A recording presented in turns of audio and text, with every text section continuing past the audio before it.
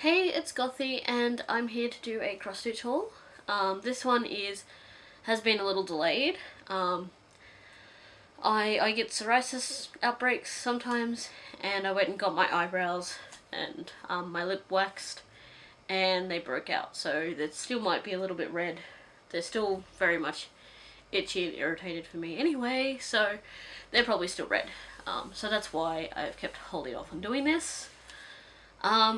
So I actually got quite a bit of stash this month, well, for July. So I won off eBay. This makes me happy. The Winter Friend Gorgeous Kit from Buffy Threads. This is my first Buffy Threads.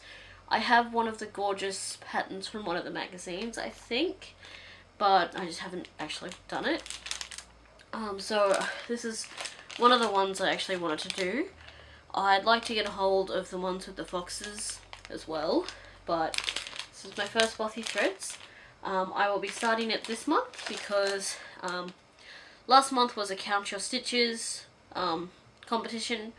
I ended up doing 4,300 something stitches, so not enough to win, but not bad overall. Could have done more, but just wasn't motivated. So this month is Stitch a Person. So it has to be a person, has to be at least 50 stitches. So I'm going to try and get this one finished as much as possible. I'm going to keep working on Arthas, and I might start one of my new Heaven and Earth designs, and maybe a Tilton craft one as well. So yay, this only cost me $20 too, so I was very happy with that. Go down there. Some of the other stash I have, a friend of mine's mother is part of a craft group, and one of the ladies in there has decided to stop cross-stitching, and she was just going to donate all of her stuff. But my friend's mother was like, no, I know someone who cross-stitches, so I'll see what type of cross-stitching she does, and if it's the same type, give it to her. She'll appreciate it, and I do. So I have, this one's a Semco Kit. It's been opened, but everything is in there. It's just like a nice little housey type thing. This one has a few different things in here. One of them is a long stitch design, which I've never done long stitch. But one of them is a little cross stitch card. This one's really cool. It's a pillow, and it's got some potpourri in there as well to make it nice. I might replace that because I don't know how old it is, so I might have to replace that. It's really cool. It comes with the fabric to make it into a pillow and stuff, so that will be fun. This one I think is mostly done, and it's just a little card.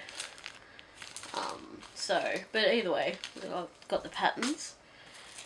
And the other thing that she gave me now, Australia doesn't have very much cross-stitch stuff at all. We don't really have any magazines that deal exclusively with cross-stitch. So when I started cross-stitching in high school, I was really excited when there was this new magazine series coming out. I think it came out fortnightly. It was $8, and it came with a magazine and a bunch of charts, and sometimes it would have a kit. It's called Cross Stitch Magic. Now, I used to have quite a few of these, but when I moved out of home, I couldn't take them with me, and I think they were thrown out at some point, which really makes me sad because my late grandfather used to buy these for me if I couldn't afford to that fortnight. So I have a little bit of a sentimental attachment to these magazines, and I've been trying to hunt them down. So I was really happy when I opened the bag of stuff and saw a bunch of these. They're just random ones. So this is issue 3, but it's still sealed. Like, it hasn't even been opened, and I mean, that's great. I have issue 4, issue 7, and these ones don't have the plastic around them, but they still look brand new. So that's issue 8 and issue 9. And the funny thing is, I remember this kit because I gave this one to my younger sister so she could try and cross stitch, and she's actually, I think she gave it back to me. Sorry, I'm going through my drawers here. So my sister tried to learn to cross stitch and didn't really pick it up. It wasn't her thing. Yeah, see, that's the same kit there. She tried to do that and she wasn't very good at cross stitching, so I mean, it's not for everyone. So I was really happy with those because, yeah, like my grandfather used to buy them for me, and I have a sentimental attachment because he's passed on now, so yeah. It was always just that thing too, you know, he supported me doing what I wanted to do, even though it was weird for a, God, how old was I? 14? 15? I would have been 13, actually. Like a 13-year-old to pick up cross-stitching, so yeah. Apart from that, I've picked up some Magic Guide in 25 counts. This is because Heaven and Earth Designs had a 50% off sale, and I bought my first 3 charts. I just went with minis, so I've decided I'm going to start on one of those. I have the threads coming from 123 Stitch. I made my first order from there, so I have this, so once the threads get here I can start that one. So the Heaven and Earth Designs I got, I've actually got 4 now because I bought one yesterday too. So I've got Mini Trapeze, Mini Wrath, Mini Emerald, and I bought one, I think it's called Poison, off the top of my head, but you'll probably know it when you see it. So the other, yeah, so I got 25 count Magic Guide. I got this from Color Cascade, it's upside down. So once all the threads get here I can start on that. Also from Color Cascade I got this piece of 14 count Ada. This is in the color Silver Springs. This is for a stitch along that I'm partaking in from with World of Cross Stitching magazine. Their latest issue had a stitch along thing. They're doing like a virtual stitch along. So that's issue 219. I found a place where I could buy it from the UK. It got shipped out the day it released, so that was good because I went to my most local newsagent. They've stopped selling them. And I went to the 2 that are in the main shopping centre in my area. One of them doesn't sell them at all, never has. The other one is 5 issues behind.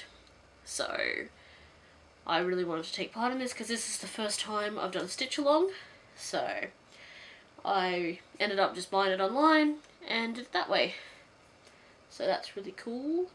And it's going alright. I should probably stitch a bit more. There are some people who are much more ahead than I am, so I need to do some more. So I just reset the video because I still have some more stash to show off, and I don't want this to end halfway through like I did the last video I recorded. So some of this stuff is in the drawers, like the camera is sitting on a book on top of those drawers, so it might shake a little, so I apologise. So there is a site that does cross-stitch supplies called Stitches and Spice, and they were holding an open day. My housemate was really awesome and drove me up to go there. It's sort of up near the coast, like sort of near the entrance, but more inland. Really beautiful area, like it's sort of like country kind of town, and it's really cool. And afterwards we found this place, and it was a chocolate factory and a milk factory and a cheese factory, so we had lunch there, and we bought some really nice designer chocolates, and my housemate bought some fancy cheese, as he likes cheese. So I bought a bunch of stuff. I bought a bunch of fabric to stitch on, and I bought some hand-dyed threads. Now, I've been stitching for 12, maybe 13 years now, and I've never used hand-dyed flossers. I didn't actually know about them until I joined up some of the groups I'm in on Facebook. I knew about hand-dyed Ada, and I'd been meaning to try dyeing my own, but I didn't know about buying it in Australia. I only pretty much knew of pole stitches, which is in the UK, and they're pretty expensive, and to get it in Australia is pretty expensive, so yeah, you learn new things. So this one is a stranded cotton. This is hand-dyed, and this is Stitches and Spice, and this is Arabian Nights. And it's a blue, purple, and pink one, which is really cool. I haven't put it on a bobbin yet. I got a bit tangled there. Dinky dyes, and this one, some of these I'm not too sure how you go about using them, because 6-strand cotton I know, but this one is a single strand. It's fairly thick, and it's green, and it sort of looks like it's got some white through it, so it fades out a bit. So it's called Christmas Pines. This just says that it's pearl, so not too sure what to do with it yet, but they were on sale, so they weren't very much. This one is a Dinky Dyes, and this is a 6-strand cotton. This one's called Bush Christmas. And it's got these kind of dark, murky greens, browns, and like a dark pink. So, I also got this Dinky Dyes stranded one. This is called Calamunda, and it's like multicolored. So there's purple, pink, green, a little bit of brown, some yellow, and they're kind of dark colors. So, yeah. And this one is, okay, so this is another Dinky Dyes, and this is another one of those thick single strand ones. So it's called Aquamarine. And this one is Stitches and Spice, and this is a sampler thread, which again I'm not too sure because it's a single thread and it's fairly thick. And this is Peacock Fantasy. And this one too is a single thick strand, and this is a sampler thread, and this is Ocean Waves. So I'm not too sure how to use the single strand ones. I don't know whether that would be something for higher count fabrics where you would maybe only use one strand, or what the case is there, so I'm going to look into that. The other thing I got, is there anything in that one? No. Okay, so, oops, came out a little too far. Excuse me while I just make sure I pick out the right ones. Okay, so the other thing I really went crazy with was fabrics. They had a lot of different boxes of different sizes and different prices. So this one, I think it's an 18 count. I've got to double check, but it was $5. And I'll get it out of the bag without. Yep. So it's a very sparkly white Ada. It's a very long piece, which is fine because I've been using my sparkly Ada that I got off eBay for like little projects, so this will be fine to continue doing those. So I think it's 18 count. I have to double check. It might be 16 count, but it's not 14, so see how we go with that once I actually sort that out. So yeah, this one was $5. And that can go back in there. And sit there. So this one is an 18 count, and it's a dark purple. These are all hand dyed as well, as far as I'm aware. So this is a much bigger piece. This one has some lighter purples that go through it as well. So that's really cool.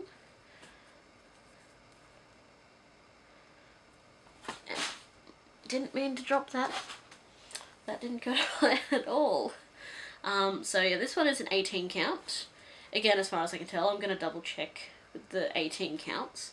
I can tell a 14 count straight away, but 18 count takes me a little bit, and I'm just always unsure if I've got the right count.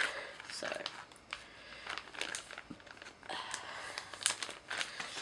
sorry, I have a bit of a hiccup thing happening at the moment. I picked up this green piece, which I think is a,